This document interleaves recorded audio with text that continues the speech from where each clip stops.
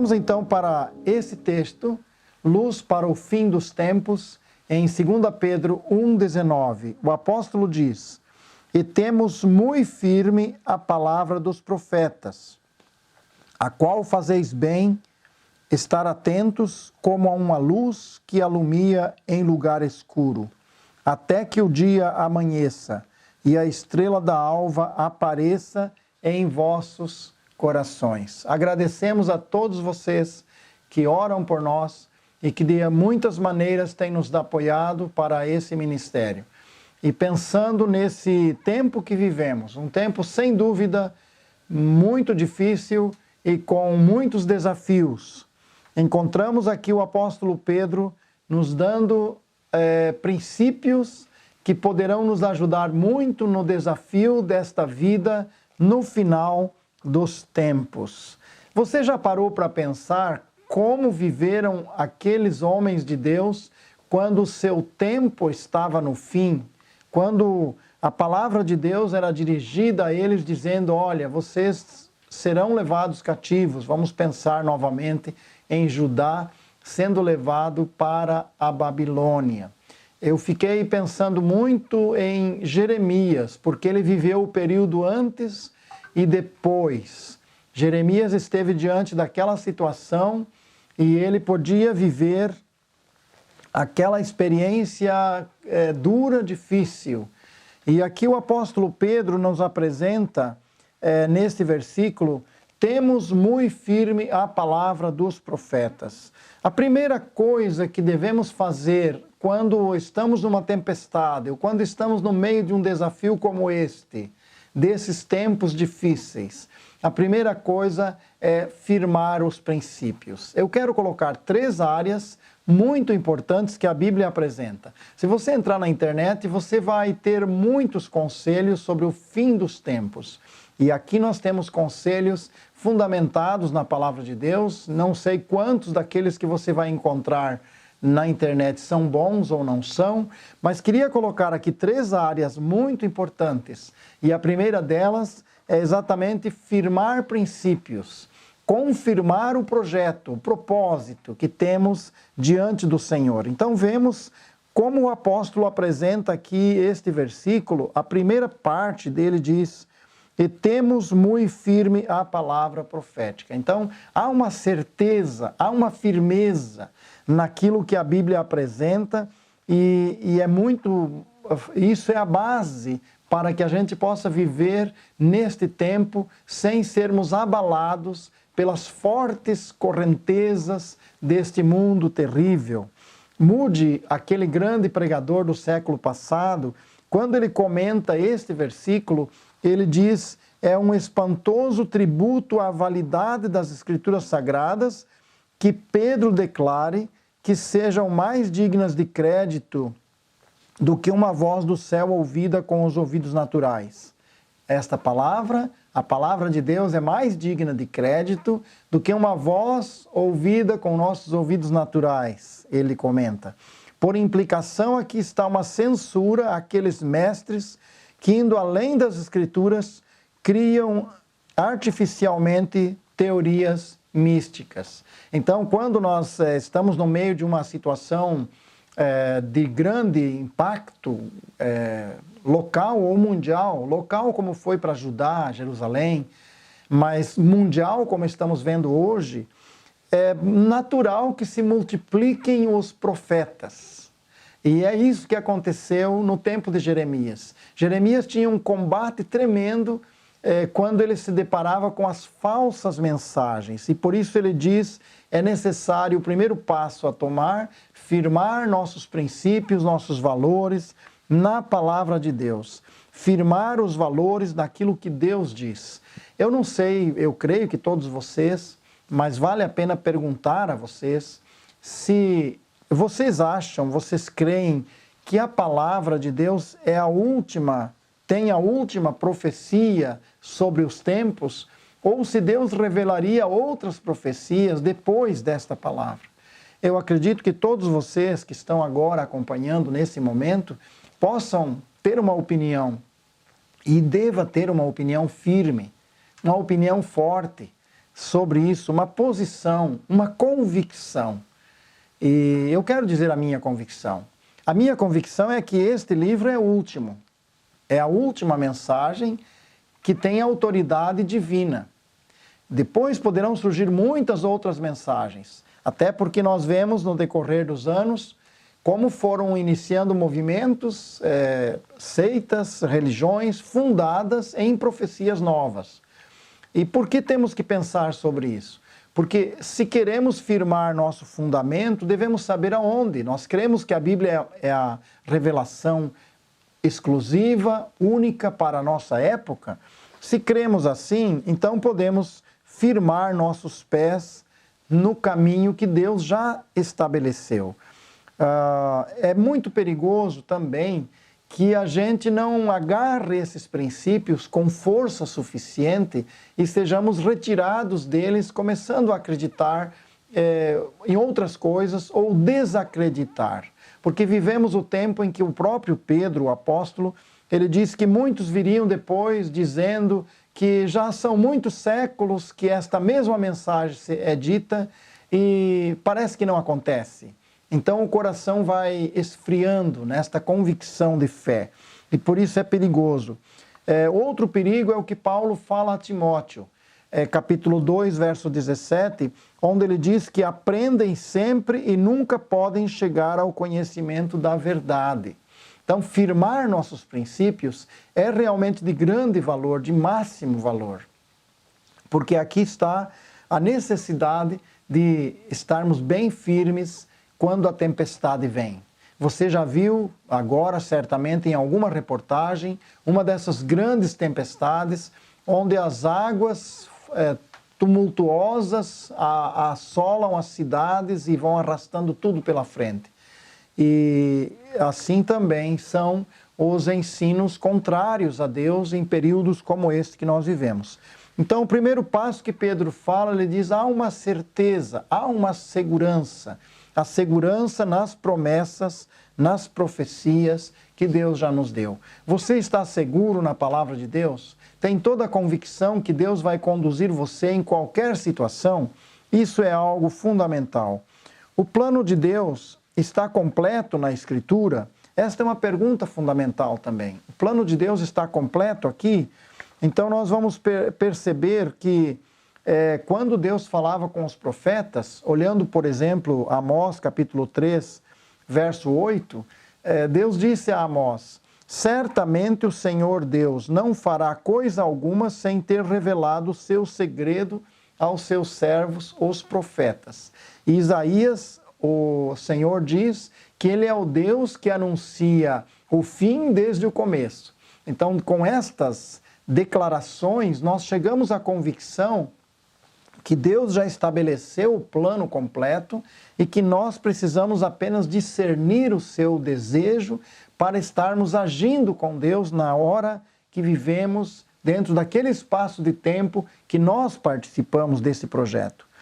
Eu posso pessoalmente dizer e crer que Deus não deixou nenhuma lacuna de tempo vazio, incerto e duvidoso. Deus deixou todo o seu projeto para a nossa vida plena com Ele, realizada com Ele. Deus já deixou isso estabelecido. Deus não deixou um tempo de escuridão espiritual em que aquele que quer buscar a Deus não o pudesse encontrar. Isso não é possível. Deus nos dá a sua palavra em todas as situações. Muitas pessoas buscam de muitas maneiras discernir o seu próximo passo, o que vão fazer amanhã. E nós, como crentes, devemos ter muita segurança em fazer aquilo que Deus deseja de nós. A terceira situação nessa firmeza espiritual é uma pergunta também interessante para nós. Qual é o ponto mais elevado de toda a revelação de Deus? Você já parou para pensar e teria uma resposta imediata para isso? Qual é o ponto mais elevado da revelação de Deus? Eu acredito que você tem uma resposta para isso e deve ter uma convicção, e espero que não tenhamos diferente daquilo que a palavra de Deus apresenta.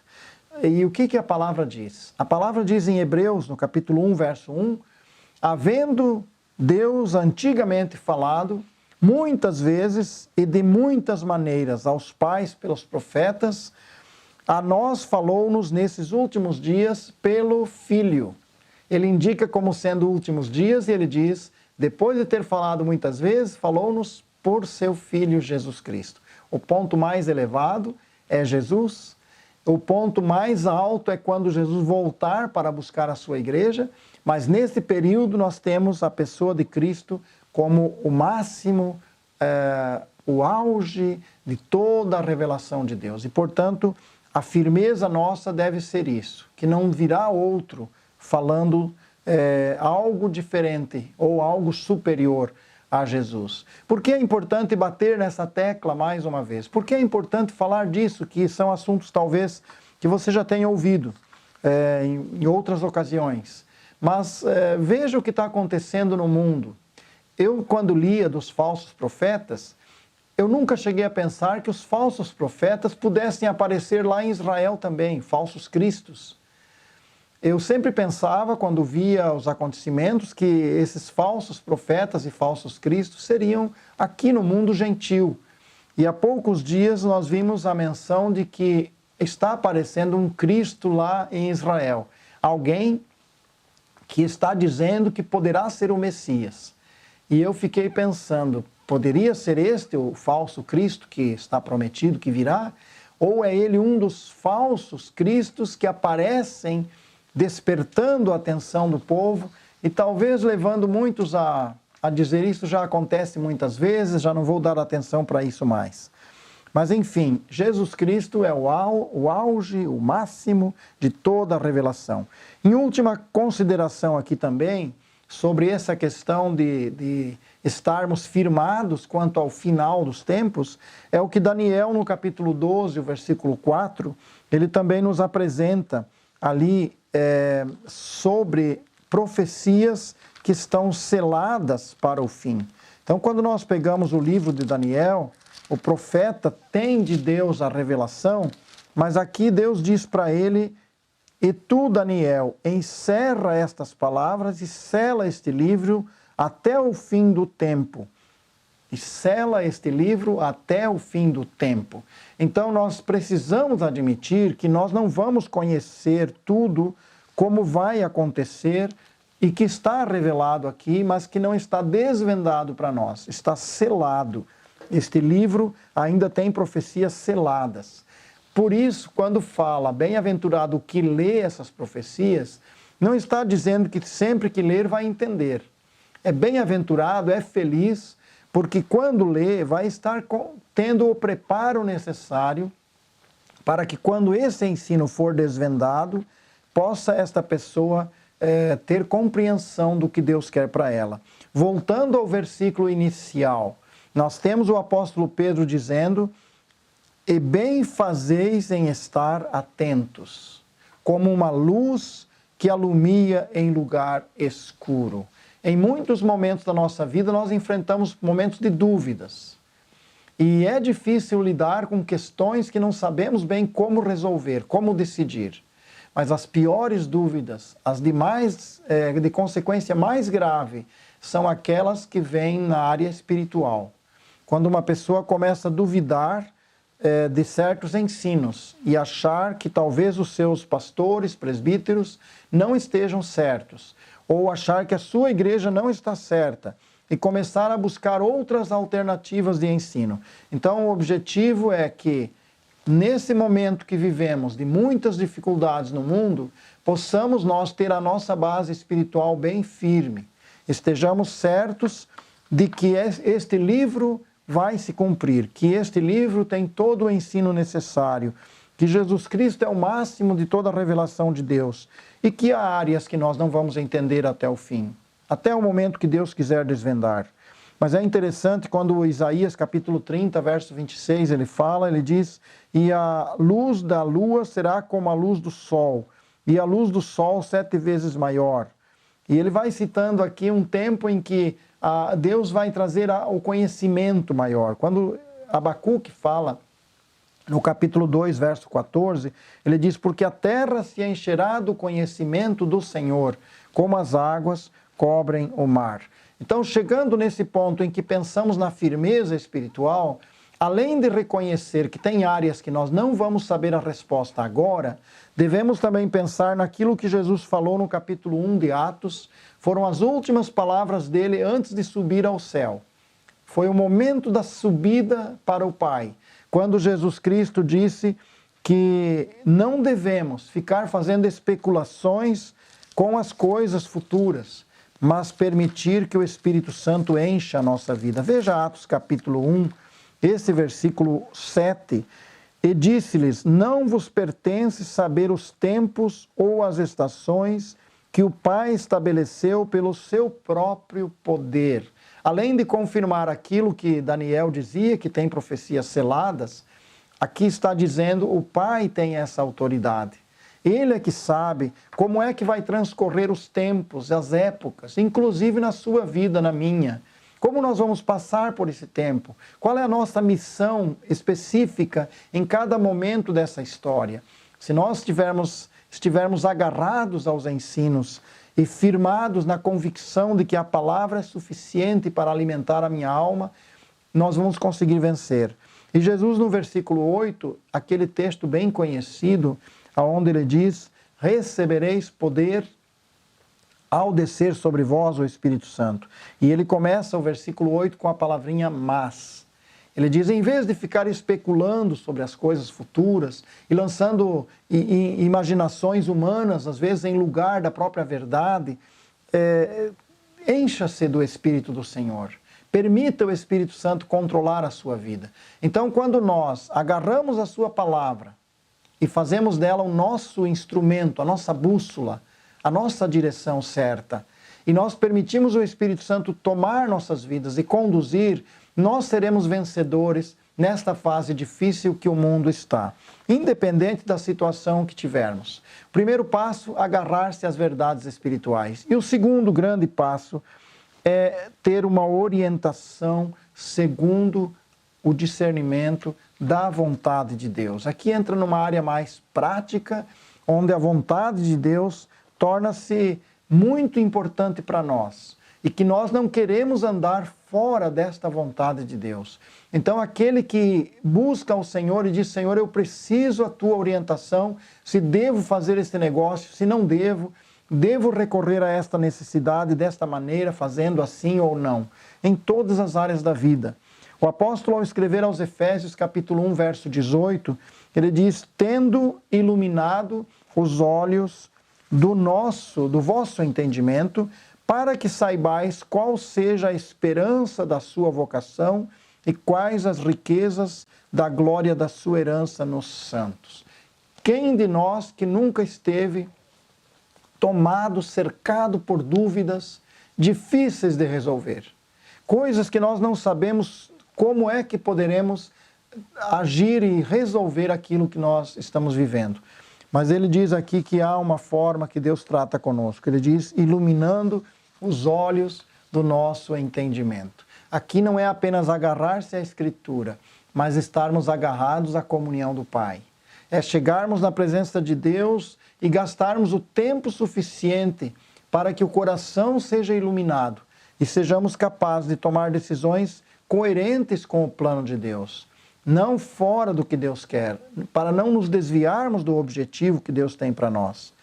É a experiência pessoal com o Senhor.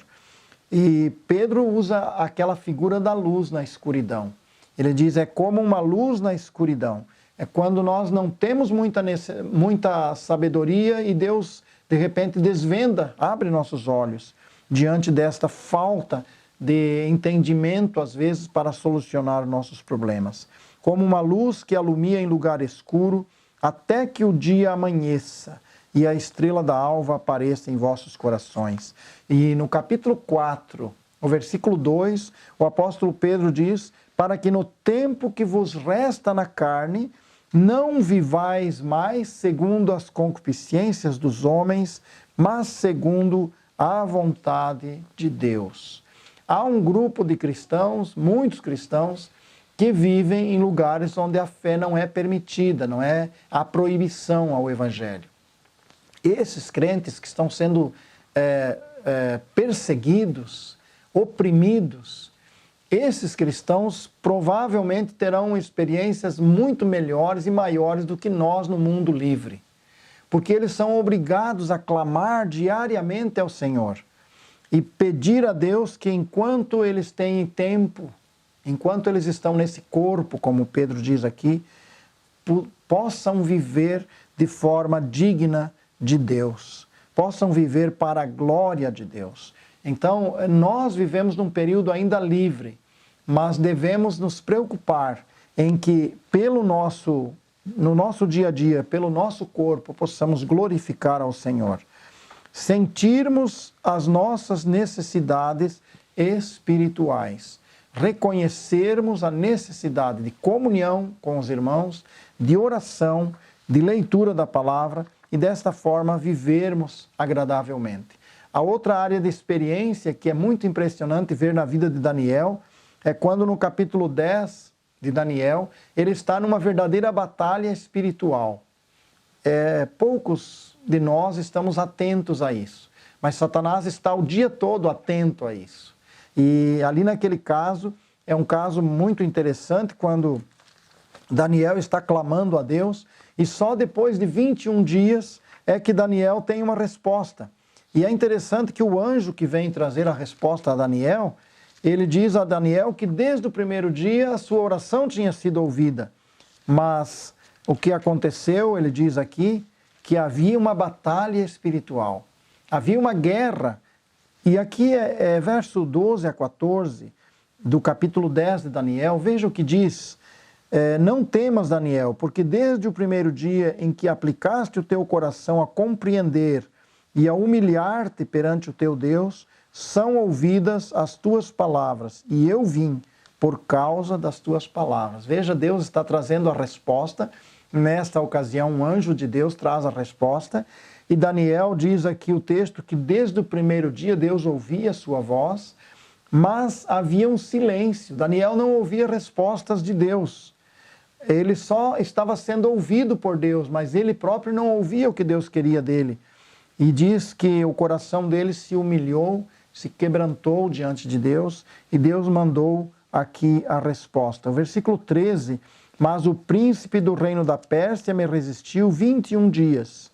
E eis que Miguel, um dos primeiros príncipes, veio para ajudar-me. O anjo está dizendo que foi impedido por poderes de Satanás, certamente, claro, está aqui usando a ideia, o reino da Pérsia, mas que o Miguel, o grande arcanjo, então veio para trazer o livramento e trazer a mensagem até Daniel. Será que estamos conscientes que nós vivemos, além das batalhas físicas, além da luta diária pelo nosso sustento, pelo trabalho que estamos fazendo dia a dia, a canseira que temos muitas vezes no meio a tantos trabalhos? Será que temos consciência que há também uma batalha espiritual acontecendo nesse momento?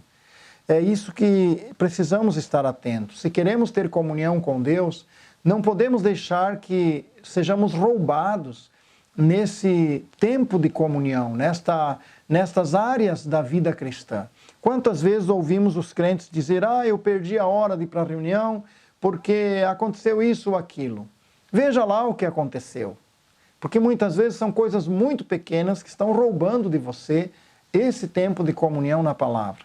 Então é muito importante que a gente perceba esta área da comunicação, da comunhão do Senhor. O apóstolo Pedro, no capítulo 3, verso 17, ele diz: porque melhor é que padeçais fazendo o bem, se a vontade de Deus assim o quer, do que fazendo o mal. A batalha pode nos levar a sofrimentos. E esse sofrimento, devemos estar conscientes que é por uma causa boa, é pela vontade de Deus, é porque Deus quer que a gente enfrente os sofrimentos, olhando para cima, humilhando o nosso coração e reconhecendo que o Senhor quer fazer uma obra através de nós no meio das crises no mundo. Uma última questão importante que faz parte do nosso preparo nesta vida com Deus é buscar a satisfação no Senhor. Buscar satisfação no Senhor. Quando Mateus capítulo 22, verso 29, Jesus diz: Jesus, porém, respondendo, disse-lhe: errais não conhecendo as Escrituras, nem o poder de Deus. Ele fala das duas coisas: o conteúdo fundamental da nossa fé e a experiência com o Senhor. Ele fala o poder de Deus. Ele diz não conhecer o poder de Deus. Em que áreas você conhece o poder de Deus? Em que áreas você tem experimentado Deus agir e te livrar? E que testemunhos você tem desse poder de Deus na sua vida? Tanto do livrar do pecado, quanto livrar também das dificuldades normais físicas, na área da saúde, na área do trabalho.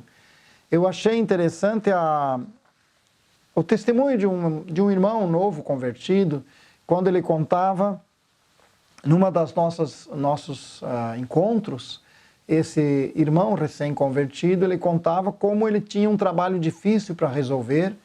Ele faz a poda corta árvores na mata aqui em Portugal. E ele disse que estava num lugar muito difícil, porque as árvores podiam cair na estrada e causar acidentes, ou tinha uma situação de redes elétricas que uma árvore pudesse tocar lá e causar um grande problema, gerando assim grandes complicações. E ele disse que cada árvore que ele ia cortar, ele orava ao Senhor e dizia: Senhor, por favor, me ajude. E depois de ter feito aquela parte mais crítica, os seus funcionários, os que trabalham com ele, disseram a ele: olha, você é bom mesmo, hein? Você não causou nenhum problema aí, você conseguiu, nem sei como conseguiu resolver isso. E ele disse: foi Deus, porque eu estava orando em cada árvore que eu cortava. Então a experiência do poder de Deus é fundamental para a vida cristã. Não é apenas ter a fundamentação da nossa convicção de fé na palavra, mas também que a partir daí possa nascer uma experiência maravilhosa com o Senhor. Então é muito importante que possamos ver dessa forma e desta forma estarmos alegres com Deus, satisfeitos com Deus. Experimentar o poder de Deus para que Deus seja louvado em nossas circunstâncias, nós precisamos nos sujeitar ao que Deus permite. Esta é uma das áreas muito marcantes na vida das pessoas que a Bíblia relata que foram provados por Deus. Eles precisavam reconhecer que Deus permitia aquilo acontecer. Não é Deus que faz o mal, mas Deus pode permitir um mal. E com este mal, trazer grande livramento, trazer grande satisfação ao coração daqueles que servem a Deus por experiências muito marcantes. Quando eu falo sobre a ressurreição de Lázaro, eu sempre lembro que Deus, o Senhor Jesus, Jesus Cristo deixou Lázaro 4 dias, as irmãs de Lázaro inclusive também, esperando por ele, sem lhes dar resposta, sem dizer que viria socorrê-los. E quando Jesus veio, Lázaro tinha morrido. E a queixa de Marta era esta. A queixa de Maria, inclusive, também. Que haviam clamado ao Senhor e ele não respondeu. Que haviam pedido que ele viesse e agora eram aquela família tão amiga de Jesus e Jesus não veio. Elas não conseguiam entender naquele momento. Mas depois, quando Jesus ressuscitou Lázaro, entenderam a manifestação de poder que Deus trazia através das circunstâncias difíceis. Então, se nós queremos estar satisfeitos com Deus no meio da nossa vida, temos que entender que Deus vai permitir os problemas, vai permitir o desemprego, vai permitir a mesma enfermidade, e Ele quer, através disso, revelar o seu poder. Ele quer, através disso, nos dar esta área de experiência, a experiência da própria palavra de Deus sendo posta em prática ao viver experiências difíceis da nossa vida. Então, estar satisfeitos com Deus. Não procurar satisfação fácil, soluções fáceis no mundo. É tão fácil hoje estar sem dinheiro e recorrer ao cartão de crédito. Não faça isso sem antes falar com o Senhor. E é bem provável que Deus não vai concordar com essa iniciativa, porque muitas pessoas estão a entrar para compromissos financeiros muito complicados para resolver depois, exatamente porque não estão esperando o tempo certo e procuram as soluções fáceis do mundo.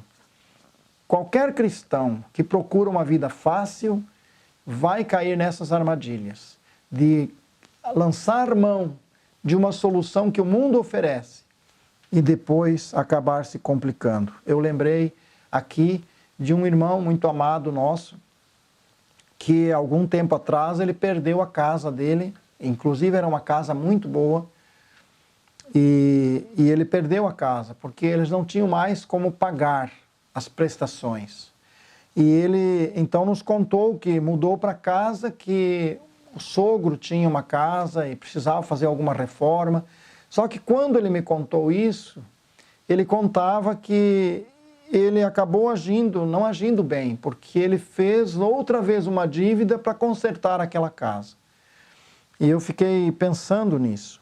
Às vezes nós não queremos nos acomodar àquele espaço que temos e acabamos querendo resolver da nossa maneira e criamos outros problemas na nossa vida. Então, experiência com Deus no sentido de nos agradarmos da forma como Deus permite que a gente esteja. E em vez de reclamarmos, em vez de lançarmos mão de soluções fáceis, esperarmos no Senhor, com sacrifício às vezes, até que Deus realmente faça o que Ele quer fazer através de nós. Estarmos contentes com o que temos. O apóstolo, ao escrever a Timóteo, ele diz no capítulo 6, verso 8, tendo, porém, sustento e com o que nos cobrirmos, estejamos contentes. Numa época como esta, pensar em ficar rico é realmente arranjar problemas para a nossa cabeça, né? Inclusive a própria Bíblia diz que aqueles que querem ficar ricos caem em muitas ciladas, muitos problemas na sua vida.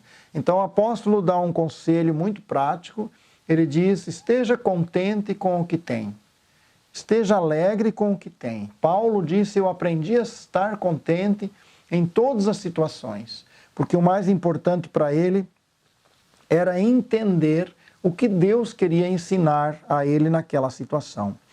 E depois nós temos também, nessa experiência com Deus, promessas muito grandes e seguras.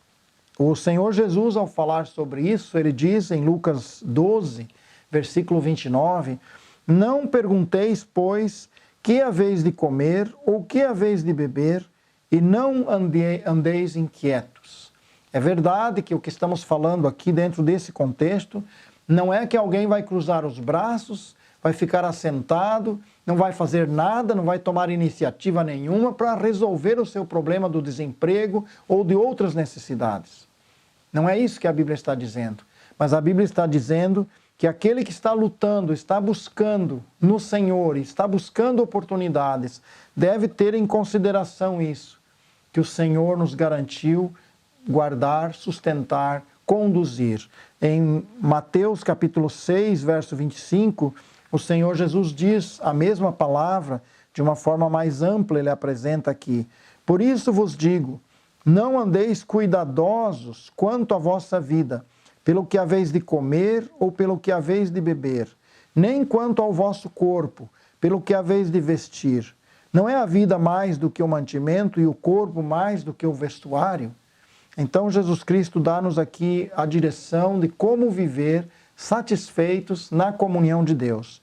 Vencer através de um coração que se agrada de Deus, independente das situações que vivemos. Olhando assim de uma forma geral, aquilo que a Bíblia nos apresenta, dentro desse texto que estamos falando, o apóstolo diz, bem fazeis estar atentos, como uma luz.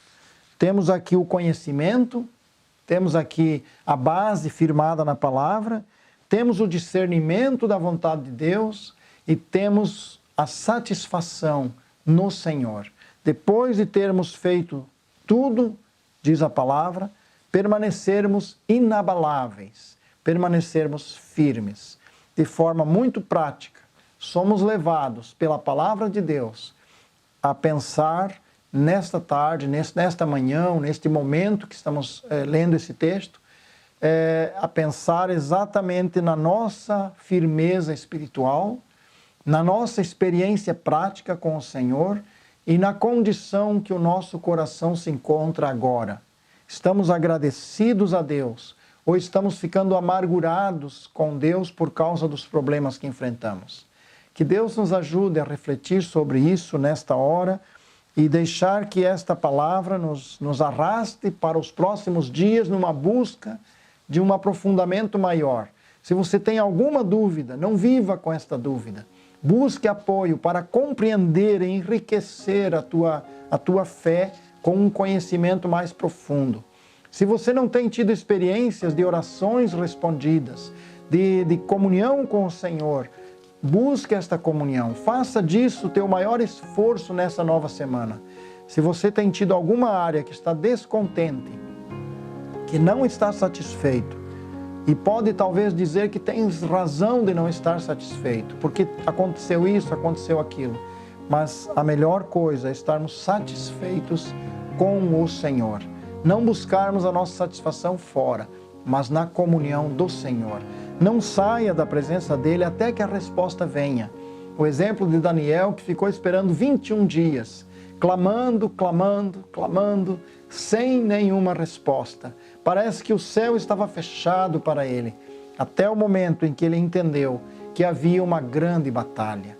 Como se diz, quanto maior a luta, maior será a vitória. Então, se você tem uma grande luta, acredite, Deus quer te dar uma grande vitória. Deus nos abençoe, amados, queridos, que esta palavra possa nos fazer lembrar e nos fazer buscar uma aplicação bem prática nos próximos dias. Que a gente possa estar preparado para esse tempo que vivemos. Que as tempestades desta época não nos arrastem para um caminho, para uma situação, sem aquela profunda convicção de que o Senhor está perto e o Senhor está manifestando o seu poder e a sua graça no meio das tempestades. Deus nos abençoe, Deus os fortaleça e estejamos unidos, juntos, usando esta luz da graça de Deus para este tempo que consideramos o tempo do fim. Deus seja louvado nas vossas vidas, através de cada um de nós, na nossa experiência, que possamos contar o que Deus está fazendo e motivar outros a viver essa experiência com Deus. Amém.